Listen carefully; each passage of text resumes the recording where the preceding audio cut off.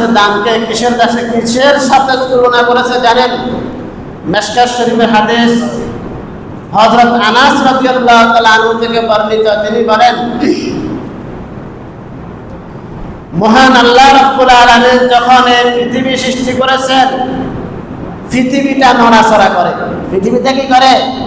কথা বল না, নড়াচড়া করে।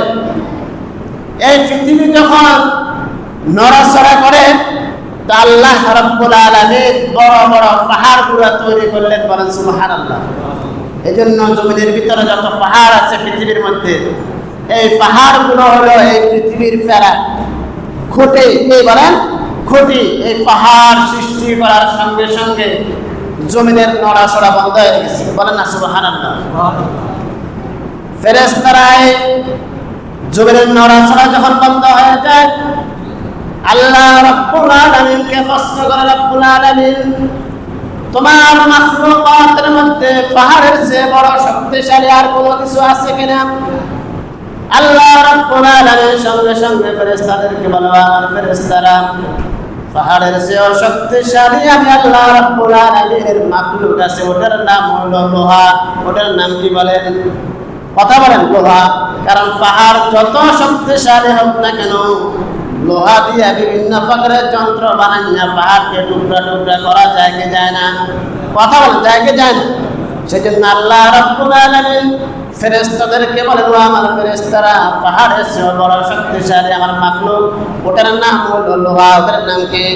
লোহা। ফেরেশতারা আবার প্রশ্ন করে, রাব্বুল আলামিন, ওই লোহার চেয়ে আর শক্তিশালী কোন মাখলুক আছে কিনা?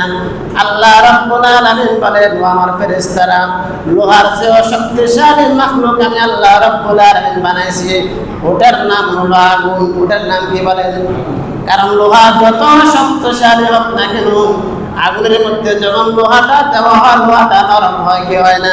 কথা বলেন, হয় কি হয় না? এই জন্য আল্লাহ রাব্বুল আলামিন বলেন, ও আমার ফেরেশতারা, লোহা যত শক্তিশালী হোক না কেন, তার চেয়ে বড় শক্তিশালী হলো আগুন। তার চেয়ে বড় শক্তিশালী কি? আল্লাহ রাব্বুল আলামিনকে ফেরেশতারা আবার প্রশ্ন করে, রাব্বুল আলামিন, আগুনের চেয়ে বড় শক্তিশালী তোমার কোন মাখলুক আছে কিনা? আল্লাহ রাব্বুল আলামিন বলেন, ও আমার ফেরেশতা, আগুনের চেয়ে শক্তিশালী আমি আল্লাহ রাব্বুল আলামিন মাখলুক বানাইলাম, ওগুলোর নাম হলো পানি। ওগুলোর নাম কি বলেন? কারণ আগুন যত শক্তিশালী হোক না কেন, পানির কাছে আগুন কি মাথা নত করা লাগে? লাগে কি লাগে না? মানুষের ঘরের মধ্যে যদি আগুন লাগে, আমরা কে দিয়ে আগুনটা নিবাই? কথা বলেন না, কে দিয়ে নিবাই?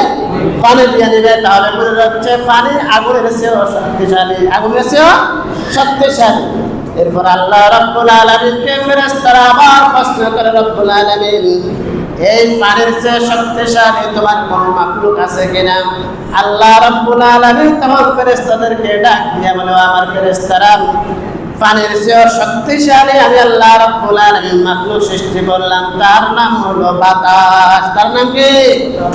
বাতাস। দেখবেন আপনার জমিনে কোনো রোদ নাই, সূর্য ওঠে নাই, আপনি একটা ভিজা কাপড় বাইরে যখন দিবেন, বাতাসে বাতাসে ওই কাপড়টা শুকাবে কি শুকাবে না? কথা বলেন, শুকায় কি শুকায় না? এই জন্য আল্লাহ রাব্বুল আলামিন বলেন, বাতাসের চেয়ে পানির চেয়ে অশক্তিশালী হলো কি? বাতাস। ফেরেশতারা আবার প্রশ্ন করে, রাব্বুল আলামিন, এই বাতাসের চেয়ে শক্তিশালী আপনার কোন মাখলুক আছে কিনা?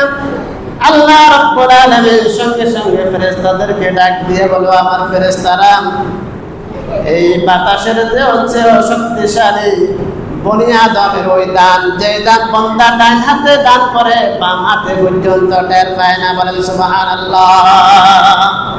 তাহলে মানুষের দানকে কিসের সাথে তুলনা করেছে আল্লাহ রাব্বুল আলামিন? যে আল্লাহ রাব্বুল আলামিন বলেন, পাহাড়ের চেয়ে শক্তিশালী লোহা, লোহার চেয়ে শক্তিশালী হলো আগুন, আগুনের চেয়ে শক্তিশালী হলো পানি, পানির চেয়ে শক্তিশালী হলো বাতাস।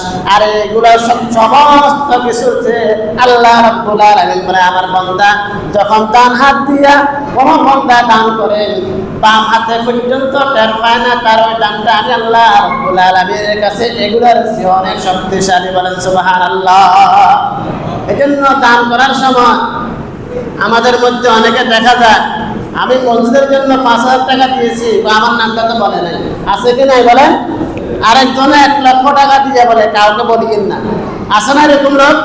আছে। এই জন্য যারা বুঝে তারা লুকায়িত ভাবে দান করে, আর যারা বুঝে না তারা বল বাজনা এটা কি করে দান করে। এই জন্য দেখবেন